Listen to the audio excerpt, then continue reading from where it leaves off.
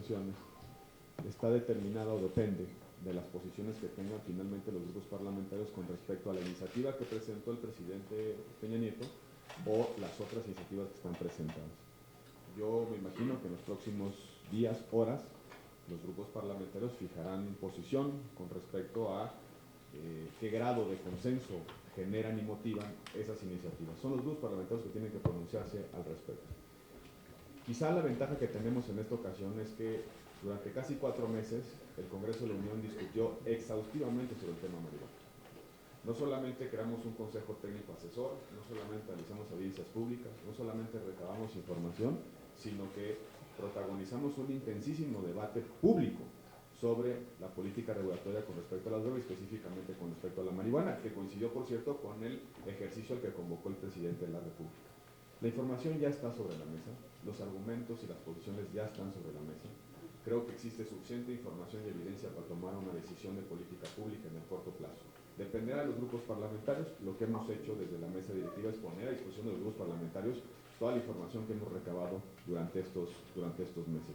En lo personal, creo que no es deseable y no es justo que un consumidor pase un minuto más en la cárcel. Y mientras decidimos, lo que está pasando es que hay miles de personas en prisión por el único delito de haber portado por arriba de un umbral o haber consumido marihuana. Mujeres que son el único sustento de su familia. Madres que han dejado un hijo con un vecino, con un familiar, o incluso que los tienen dentro de la prisión. Cada minuto que nos tardamos en tomar una definición es un minuto de una vida rota y de una familia descompuesta. Creo que eso es lo que tenemos que poner como principio de responsabilidad, pero también como principio ético. Mientras seguimos discutiendo, mientras seguimos deliberando, hay gente que está pagando las consecuencias de una política que fracasó en el mundo y que no tiene ningún sentido conservar.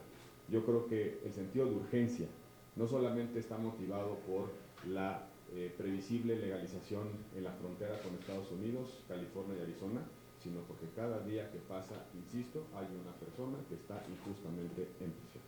Con respecto al tema anticorrupción, yo no quisiera anticipar la víspera de un periodo extraordinario. Creo que queda tiempo para que logremos concretar los acuerdos en materia del sistema anticorrupción. Los grupos parlamentarios están trabajando. Hay una desaveniencia pública y conocida que ustedes saben precisamente por cuál es el documento que se debe utilizar como base de dictaminación. Ojalá que ese debate, que es meramente procedimental, incluso formal, pudiera dejarse de lado y que puedan trabajar las comisiones sobre la base de un documento compartido o bien sobre la base de distintas posiciones que nos lleve a una negociación, ya la discusión y aprobación del paquete de reformas en materia del Sistema Nacional Anticorrupción. Yo quisiera creer, soy optimista, de que en las próximas horas tendremos un acuerdo. ¿Los exhortaría?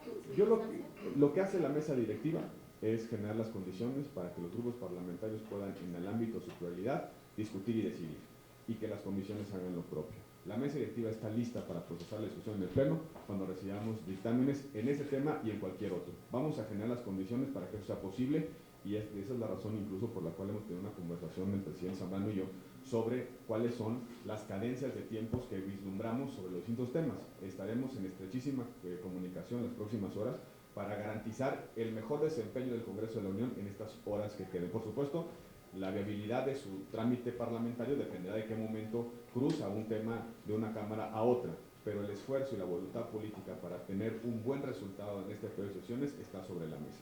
Con respecto al padrón electoral, es causal de sanción administrativa y de sanción penal el uso indebido del padrón electoral. El Instituto Nacional Electoral tiene la forma de saber, a través de los tatuajes y las huellas de los archivos, a quién se lo entregó. Y la Fiscalía Especializada para Atención de Delitos Electorales tiene todos los instrumentos de naturaleza penal para llevar una investigación y saber cómo fue que paró ese padrón electoral en una nube en un país extranjero. Si hay un documento público que tiene un conjunto de protecciones administrativas y penales, es justamente el padrón electoral y el listado nominal. Creo que lo que tiene que pasar es que haya una investigación profunda, tanto del Instituto Nacional Electoral como de la FEPADE, para poder conocer a quién se le entregó ese padrón, quién lo filtró, con qué propósito, en qué condiciones y sobre todo recuperar esa información. no creo que sea un tema de ajuste legislativo. ¿No estaría de acuerdo en elevar las penas? Yo creo que, vamos, por supuesto que siempre generar un mejor disuasivo es importante, pero mientras tanto apliquemos las leyes que existen. Mientras elevamos las penas, ya se cometió una irregularidad, ya se cometió un hecho y se tiene que sancionar. El INE tiene que sancionar y la FEPADE tiene que sancionar. Es un asunto de aplicación de la ley. Por supuesto, como dice el presidente Zambrano, tenemos que revisar si esa legislación es suficiente, pero de entrada el hecho ya se cometió y se tiene que aplicar estrictamente la ley que está vigente.